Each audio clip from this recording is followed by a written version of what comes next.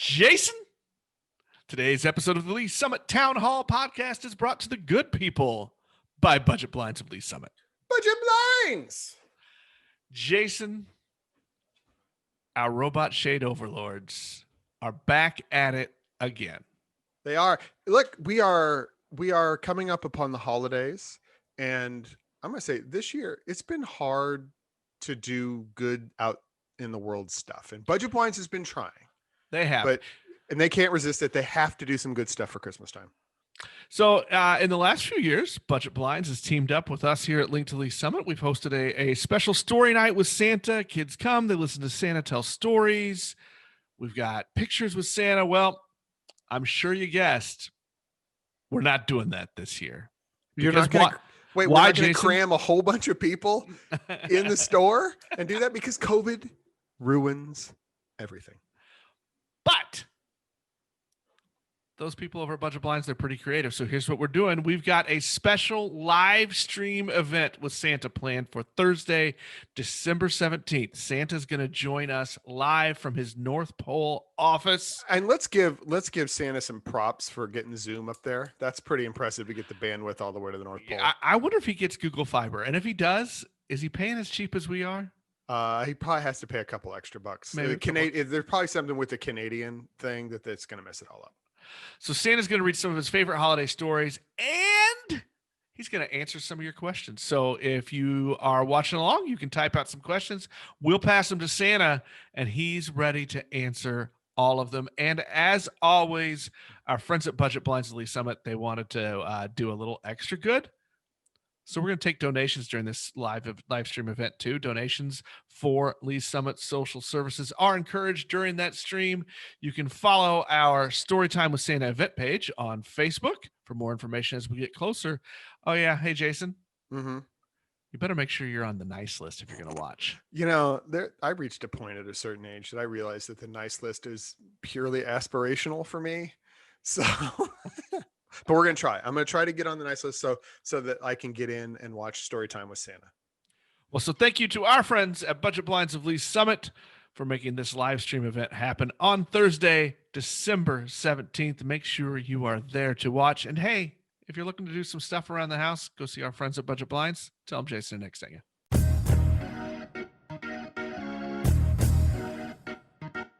Hello and welcome to this Friday episode of the Lee Summit Town Hall podcast. I'm Nick Parker, my host. That other guy, Jason Norbury, is back again. Still here. I apologize to all of the Lee Summit world. But we do have a good special guest this week, Allison Ryder from Lee Summit, or the First Baptist Church of Lee Summit. I apologize, got the name wrong there. Is joining us, and we're going to talk to her a little bit about delivering some meals to people who might need them on Christmas Day. Allison, welcome. Thank you. I'm glad to be here. Thank you so much for having me. Allison, I heard about you through Susie Newsom, who is the chair of the board for Meals on Wheels. And we just talked to her a month or two ago as they were getting ready for the annual Feed Lee Summit fundraiser. And she told me about you and your group that work with Meals on Wheels to deliver meals on Christmas Day. And this is something you've been doing for a few years now? We've had this Christmas Day dinner since 2002, so that's 18 years. Wow. Consecutive years. It was begun in 2002 by church member Anna Bledsoe, and First Methodist next door was doing a Thanksgiving meal, and she said, well, if they're doing a Thanksgiving meal, maybe we could work together and we could do a Christmas meal. See, this is the benefits of the free market, right? Competition is benefits. But they actually did work together quite well because the First Methodist was very helpful in getting this started. And like I said, we've done it for 18 years in a row. Originally, it was designed for people that were alone on Christmas Day or lonely on Christmas Day, because we all know that, unfortunately, it's a really rough emotional time during the holidays. And it allowed people to have a place to come, to have a nice hot Christmas Day dinner, visit with people, and we might have been the only people they saw on Christmas Day. So that's how it started. And been going for 18 years. And I talked to Susie and I said, Susie, how long has Meals on Wheels been associated with this? And she said, she couldn't remember. As far back as she could remember, she even called some other people. So as far back as anyone can figure, Meals on Wheels has been involved with this. And she calls us a blessing and we call her a blessing. She says, you know, if it weren't for us, they would have to purchase meals somewhere to do their delivery on Christmas Day. And we don't charge Meals on Wheels or One Good Meal or Lee Summit Social Services or anybody that comes to the church to eat. This is a free service to the community. And Well, we that feel was like gonna it's be a my- great outreach. That was going to be my next question. So you guys are preparing the meals as well as delivering them.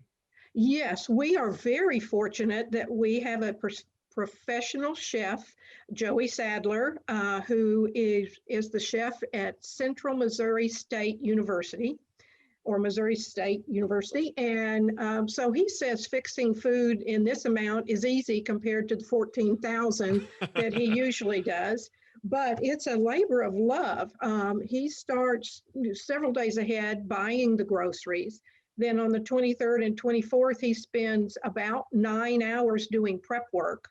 And then he arrives at the church at about 5 o'clock on Christmas morning, long before even Santa has finished his route, and starts cooking. Now, he's only done this for about 5 years. Before that, they catered it through Hy-Vee, who would deliver it Christmas Eve, but it still had to be heated up the next day. And then I'm not familiar with this. I think it was a catering service. Myson's, does that sound familiar to you all? No. Apparently they delivered for a while hot on Christmas morning. But for the last 5 years, Joey and his family have gotten up and been at the church cooking food. It is hot and fresh. Wow. And, you know, since he is professional, he also knows all the safety protocols. So it's all done like it should be. Awesome. So about in the past, how many people have you often had there on Christmas Day? Last year we delivered 195 meals. Okay. And I don't have the eat-in number. I do know that we have been as high as 600 total delivery and eat-in. I don't think we quite hit that last year. We did have leftover food that we took to another agency. And they were thrilled to have it. So we did have a little bit left over, which means we didn't probably quite hit our numbers last year. But last year was our first year. My daughter and son-in-law, Sarah and Nathan Taylor, and Dan and myself, we were asked last year if we would take this project over. And at first we were like, I don't know, we've been volunteers for several years doing food service and cleaning up and visiting with folks, but we've never been the buck stops here person. But we just decided after talking together and a lot of prayer that we could do this. And so we thought last year, oh, good, we've got our first year behind us. This year will be easier. Until now. Yeah. Well, and the biggest goodness. difference is instead of eat-in, you're gonna shift and have a drive-through service. Right. We will still have all the deliveries that we have had in the past.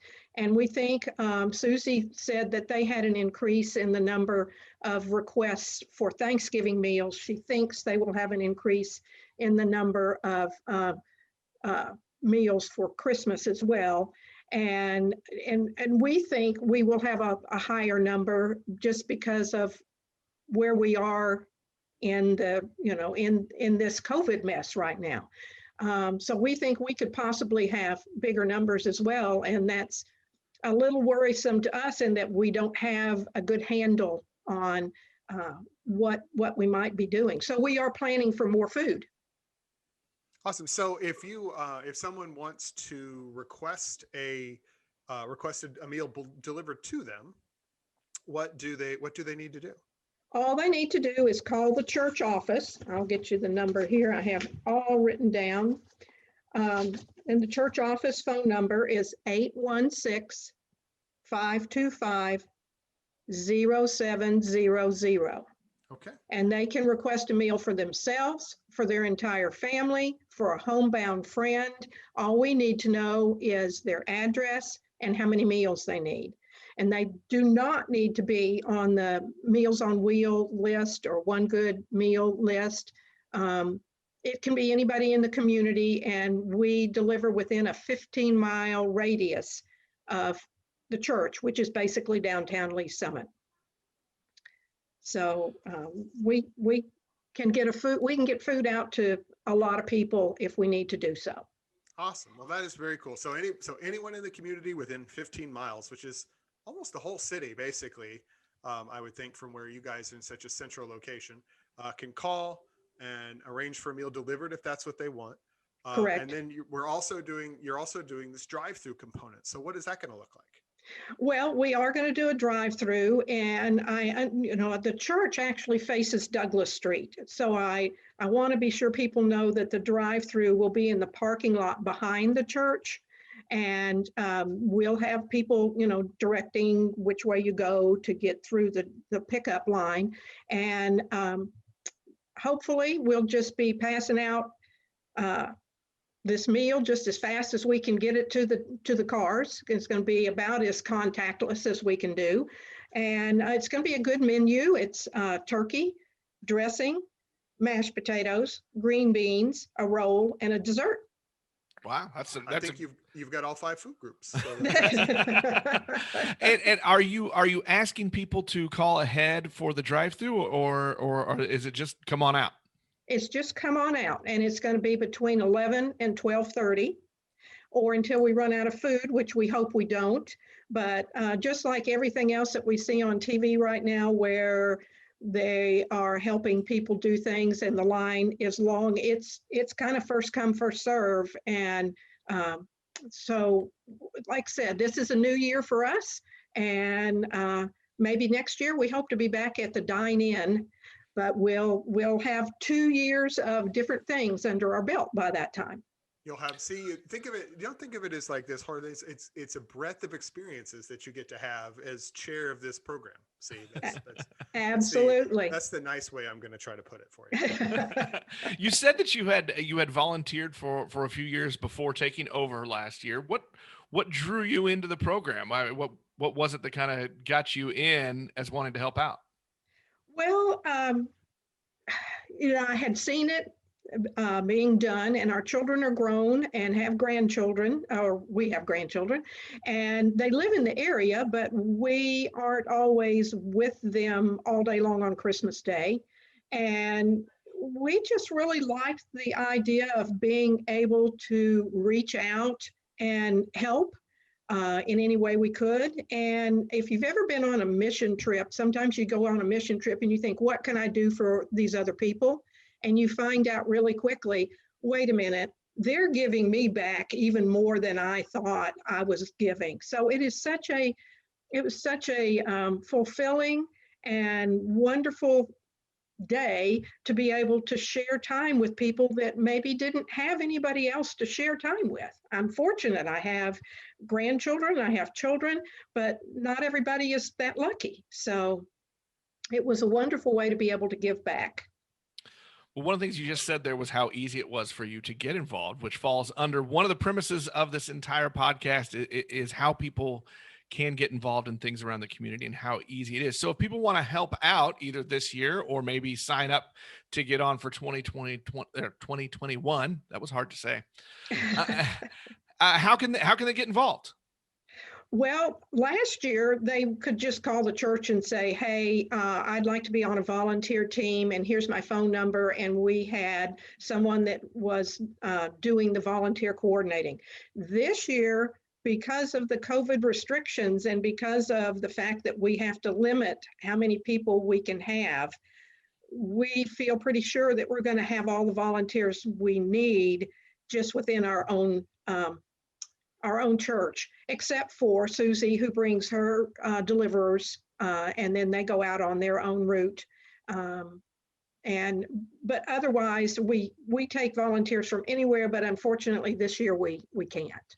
Oh, Are there any other services that you need help with, donations, either money or food, or are there things that maybe you're still asking for?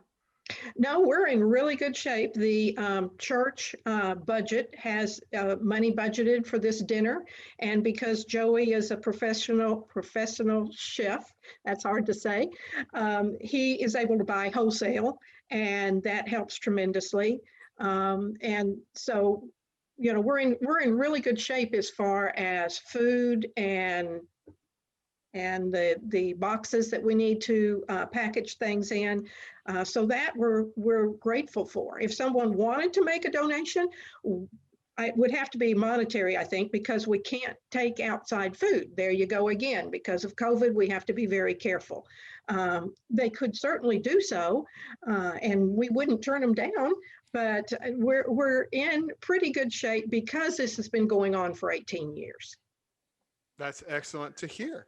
Well, that's good. So really what we're talking here is like, we want this message to get spread to people who might want to come and have a meal or have a Exactly. meal delivered to them this year. And those are the people we're trying to reach. So those of you listening at home, if you know of someone who might be in a spot where they could use that, you want to make sure that they know that First Baptist is offering this up to either go get or have brought to you, and you have the numbers and what you need there in front of you. So that is awesome. So before we go, I want to make sure that we want to do this one more time. So if they want to have a meal delivered, where do they call? They call the church, and the church phone number again is 816-525-0700. Right. And then And that'll go to the church office, and they just give them the information. awesome. And also, before we go, if someone that's listening would like some flyers for their church or their organization to spread the word, if they will get in touch with me, I will be sure that we get flyers to any group or organization or church that would like to spread the word. Very And good. you need my phone number, I guess. If you would like to put that out there, you can. Yeah. Or they can call the church office, whichever is the better Why don't we thing. do the church office? That way, I mean, I'd like to think we have a very wide reach of people who listen to us, but you never know. But I think the church office will get us there. And so then on the day of, which is Christmas Day, let me make sure Christmas that that's Day. clear, the 25th of December, they haven't moved, COVID didn't move Christmas, right? No, it did not. Okay. It's messed everything else up. Just want to make sure. The drive up is from 11 to 12:30 on Christmas Day in the parking lot, not on Douglas, but on the back side of the church building there on that day. Correct. All right. And to show up and follow the directions. That's the basics. That's it. And they do not have to make a reservation for the drive-through. No reservations, no RSVP necessary. Well, that is awesome. Thank you, Allison.